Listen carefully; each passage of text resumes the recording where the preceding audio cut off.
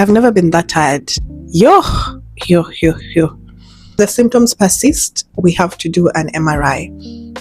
These were the PCOS symptoms that I ignored, and looking back, the signs were always there.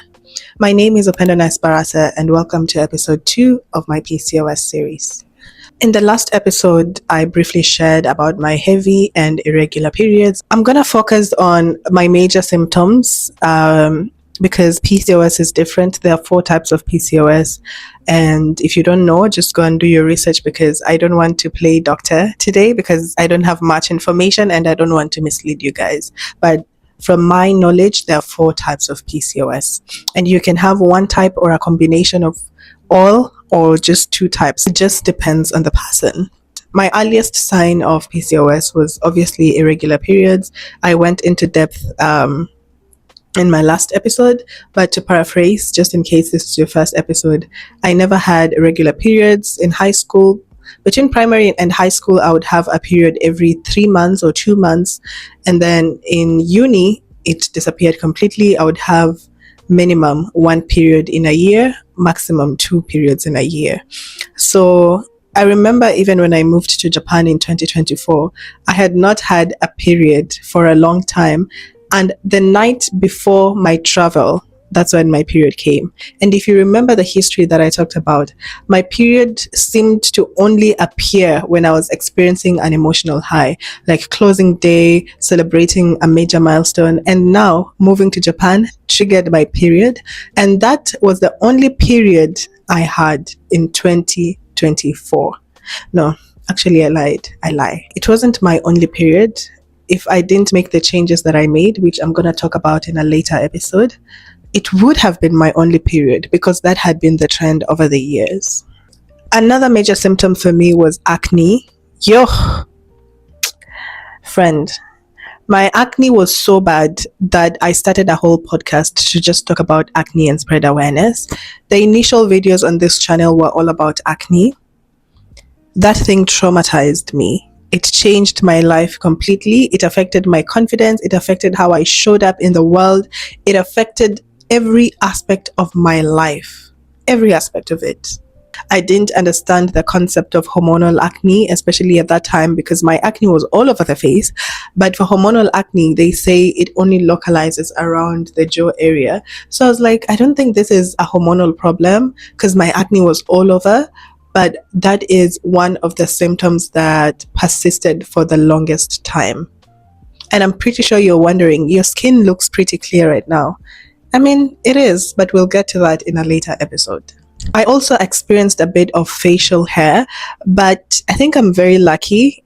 And this used to be my greatest fear, especially when I started gaining weight in 2023, 2024, especially when I just moved to Japan. I ate McDonald's almost every day. For dinner, I was still acclimatizing to the work environment, to a new country. So I gained a lot of weight. My starting weight moving to Japan was 86 kgs. But by summer, around June, July, because that's when I decided to start making the lifestyle changes that I was making, I think I was close to 90 something. I was 90 something. I just don't remember measuring my weight at that time, but I was 90 something. I could feel it. I couldn't move. I couldn't walk. I was breathing heavily. And again, that's when my PCOS symptoms spiked. In summer, obviously my body has never gone through that amount of heat before. So the bodily changes that I was experiencing were very extreme, and it was my first summer, so I couldn't say, oh, it's because of this season. But having stayed here for 2 years, I know how my body and how my skin reacts to summer. However, that's when I noticed hair. Now, growing up, I've always had, like, every woman kind of has a mustache, right?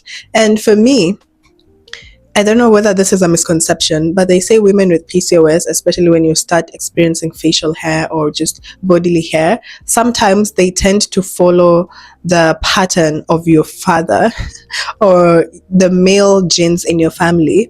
And my family has a gene for like the mustache thing. My dad usually has one. My brother started growing their beard over there. So even just as a child, I had like that mini mustache. Even my sister does have it, but it's not like linked to PCOS. It's just that how women have that hairy thing, upper lip. I had that, but the hairs were just soft. But in that summer, I noticed on this side, I had one coarse hair. Remember, I've never had a beard. I never had facial hair as one of my PCOS symptoms until summer. I touched my my upper lip and I was like, what is that? What did I just touch? It was a hair. And then I also noticed one here, which just disappeared magically, but I had one coming like an actual hair on my left cheek. And then I had one hair here. And then I started having one here. Friend, that got me out of my comfort zone. I was like, I can't afford to grow a beard. I can't afford to grow one.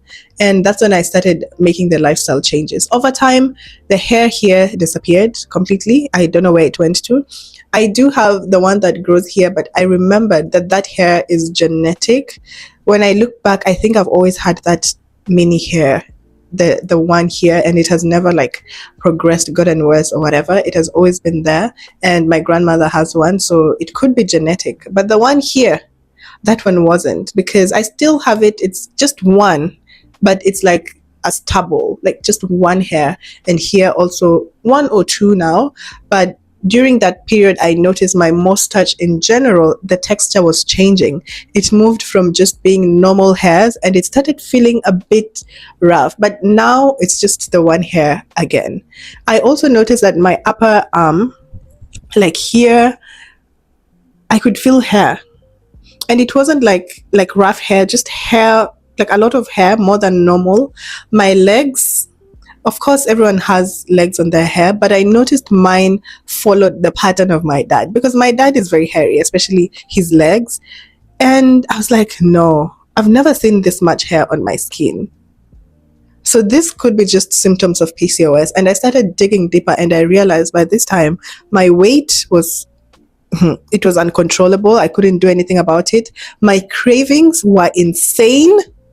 Friends, I craved almost everything. Like I told you, I just moved here and I had McDonald's maybe every day for dinner for a month or two, nonstop. But after that, my cravings were just insane. I couldn't control them. Another major symptom was insomnia, and I dealt with insomnia for so long. Even when I was still in Kenya, it was still a huge thing for me. But in Japan, it got worse. I couldn't fall asleep at all.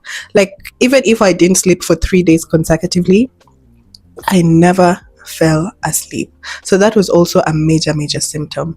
Another thing was just mental health. I was always depressed, especially in 2021 when the symptoms started peaking, even before the actual diagnosis. I was depressed. I was crying every time. I was emotional. I was irritable. I was sensitive. And at that time, I just felt like the world is just frustrating. Nobody understands me.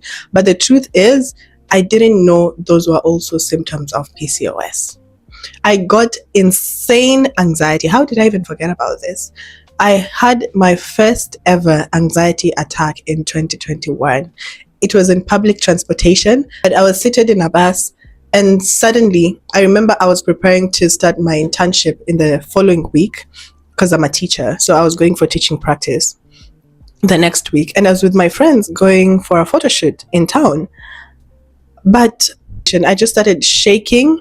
I felt nauseous. Tears was just rolling out. I was breathing heavily. I was panicking. Like the public transport had to stop.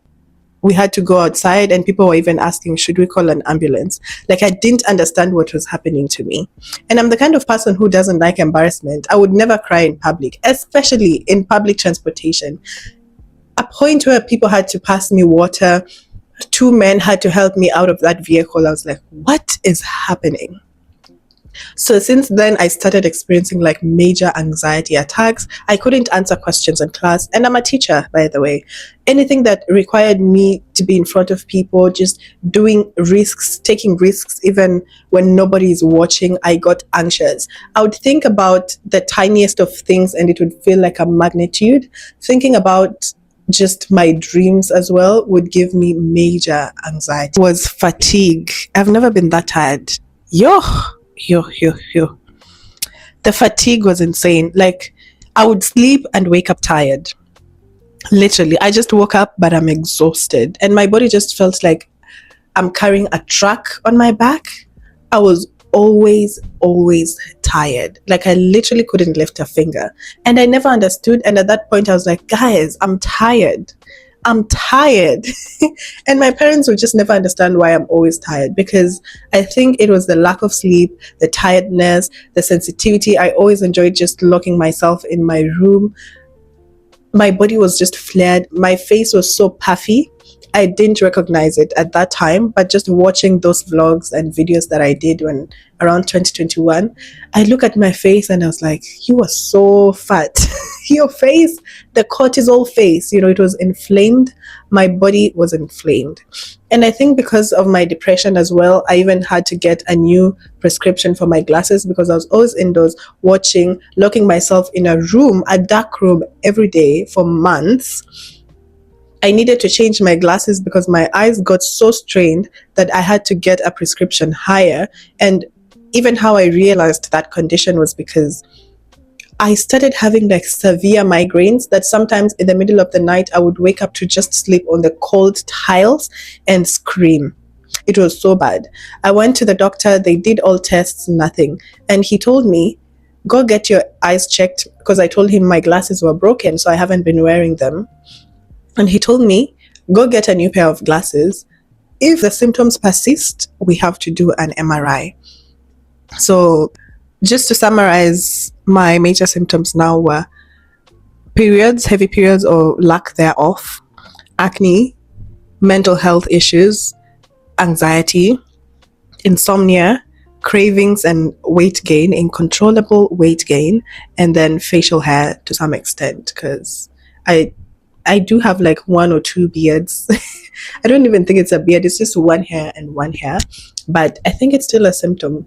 To be honest, the hair situation is what triggered me to make lifestyle choices, which I'm going to speak about in my next episode, how I lost weight over 20 kgs.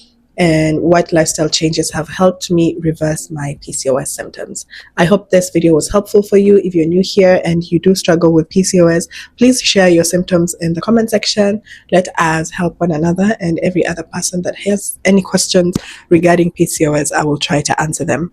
Be sure to subscribe to the channel if you haven't. See you again next week. Bye.